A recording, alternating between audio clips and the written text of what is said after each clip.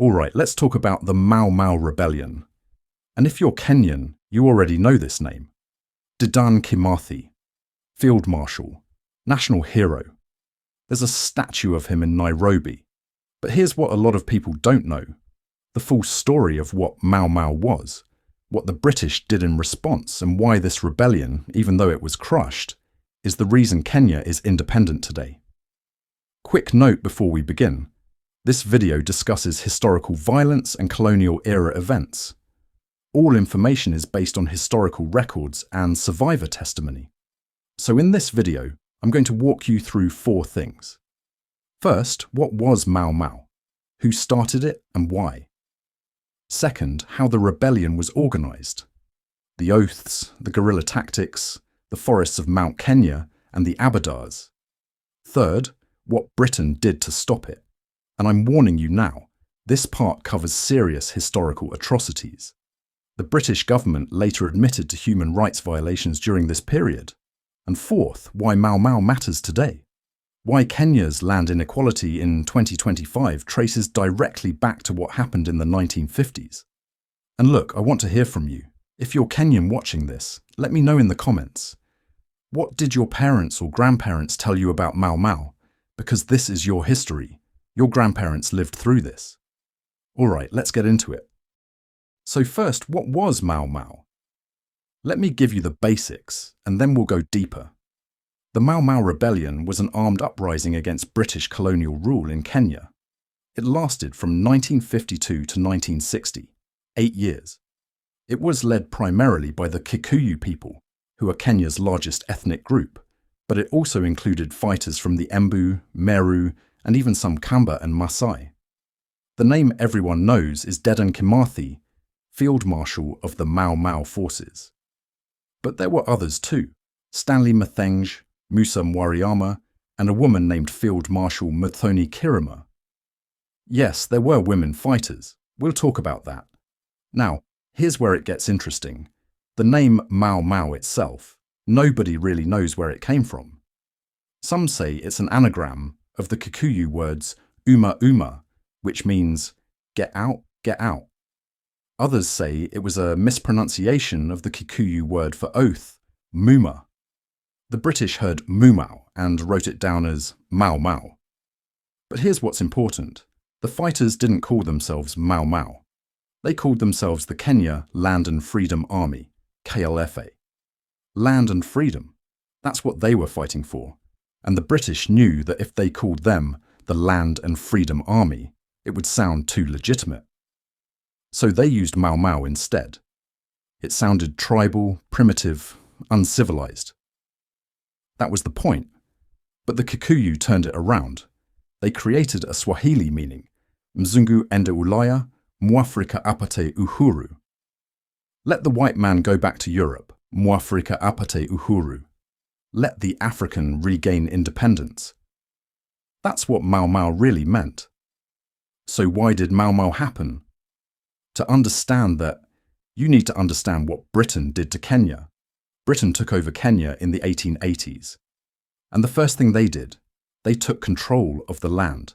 They seized the most fertile land in central Kenya, the highlands around Mount Kenya, Kiambu, Nyeri, Murang'a, and allocated it to white settlers.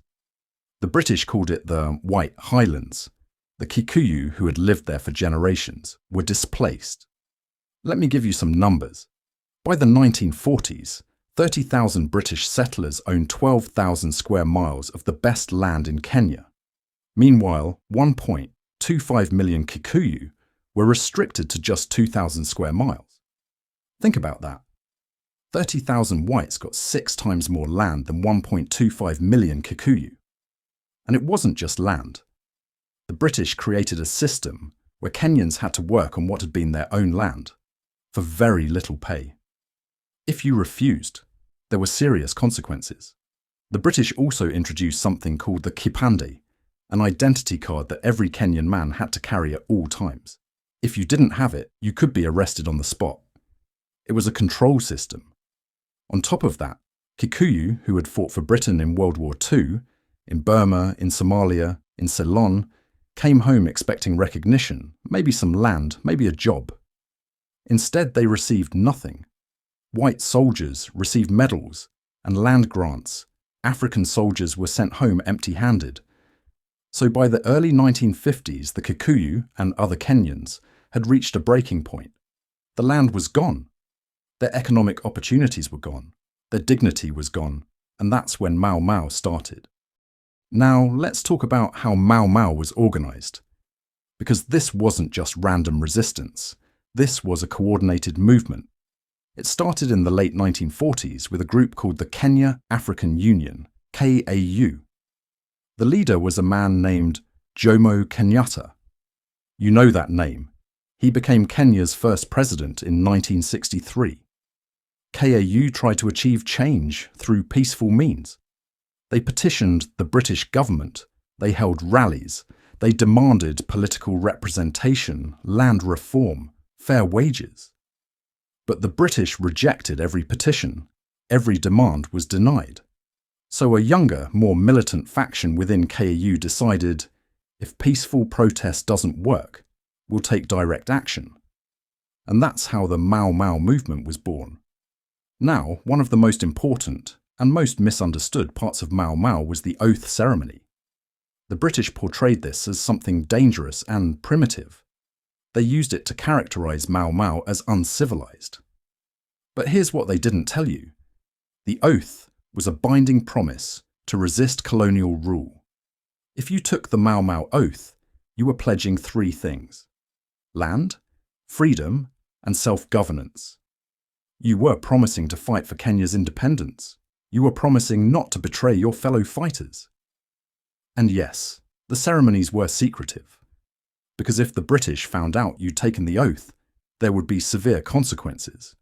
By the mid-1950s, historians estimate that 90% of Kikuyu, Embu and Meru had taken the oath. Hundreds of thousands of people.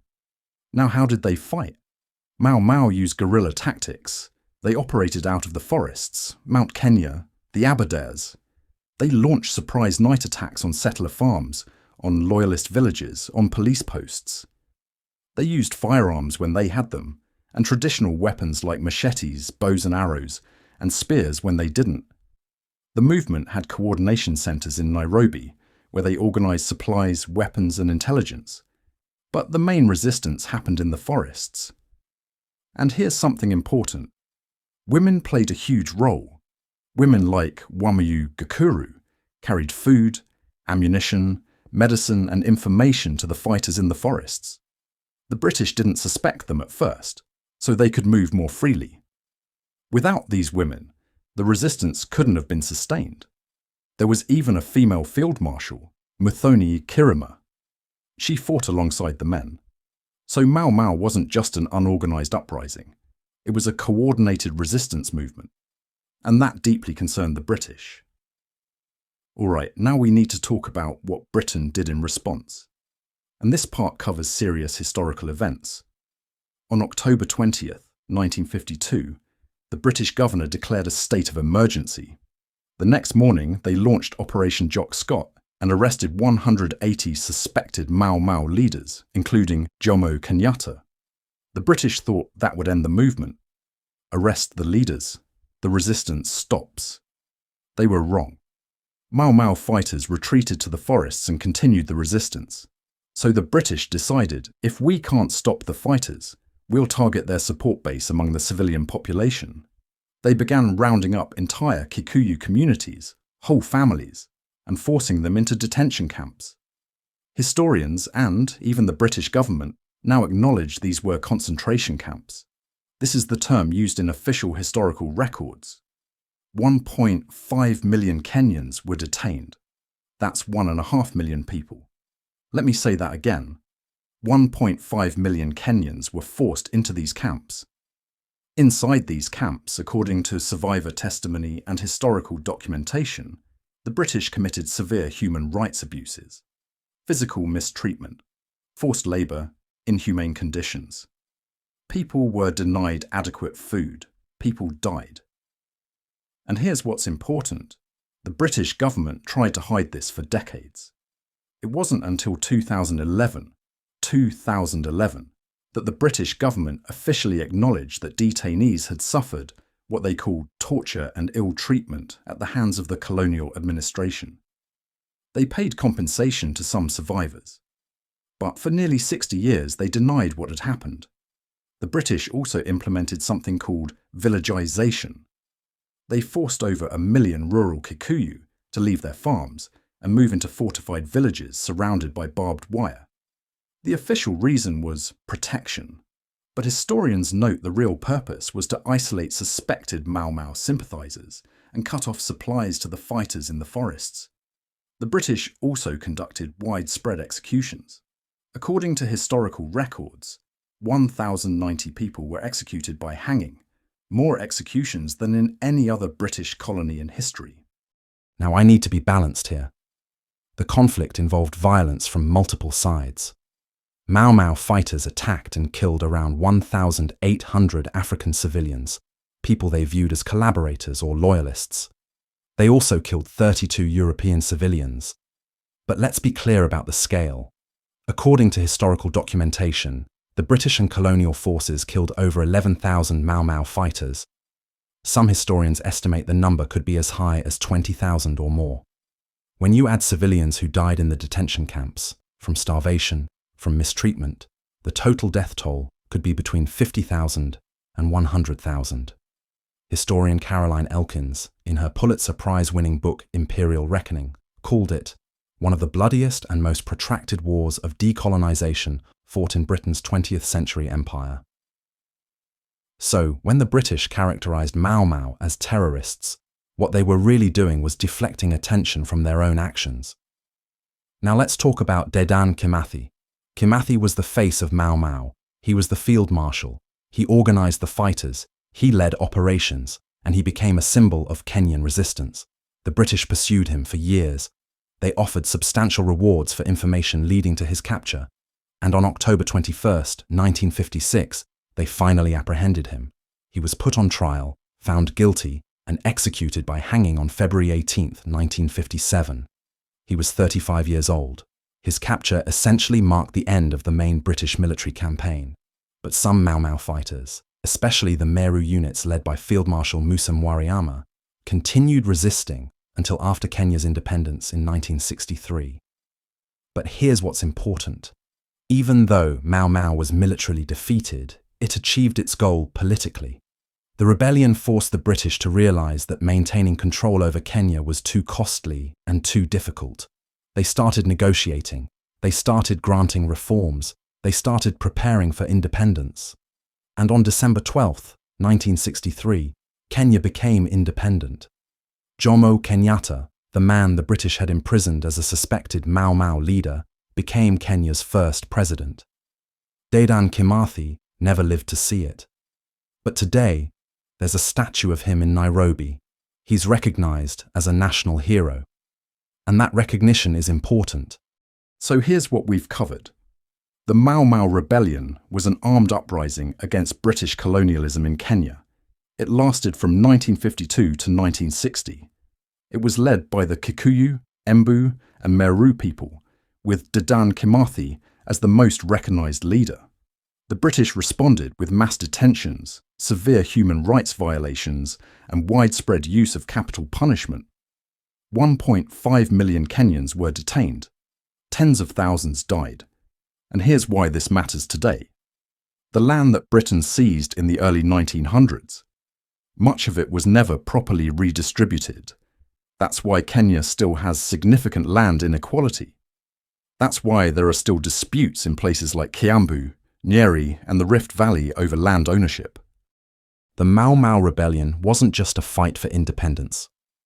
It was a fight for land, for freedom, for dignity. And aspects of that fight continue today. Now, in the next video, I'm going to tell you the story of General China, Warahue Itote. He was one of the top Mau Mau commanders, but his story is controversial. He was captured by the British, and he cooperated with them to negotiate an end to the conflict. Some view him as pragmatic, others call him a traitor. And he's the man who later saved Jomo Kenyatta's life in detention. So, If you want to hear that story, make sure you subscribe. Alright, that's it. Let me know in the comments, if you're Kenyan, what do you know about Mau Mau? What did your family tell you? And if you're not Kenyan, did this video teach you something new? Thanks for watching. See you in the next one.